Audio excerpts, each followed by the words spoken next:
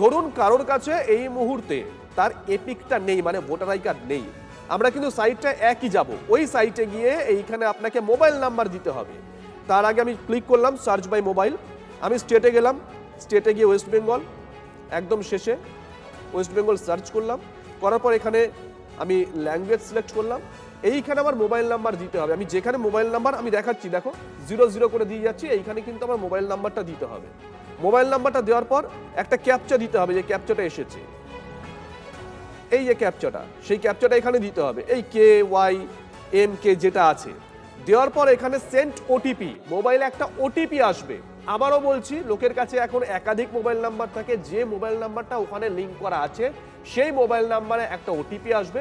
সেই ওটিপিটা দেওয়ার পরে কিন্তু যে ডিটেলটা পেয়েছিলাম আমি, সেই ডিটেলটাই কিন্তু ওখানে চলে আসবে, অসুবিধার কিচ্ছু নেই। কিন্তু এটা করতে হবে বেলার দিকে, এখনো পর্যন্ত কিন্তু এটা পাবলিক ডোমেইনে ইলেকশন কমিশন নিয়ে আসেনি। এখন যদি কেউ এই মুহূর্তে দেখতে চান তাহলে বিডিও অফিস, এসডি অফিস বা আপনার বিএলওর সঙ্গে আপনি যোগাযোগ করতে পারেন।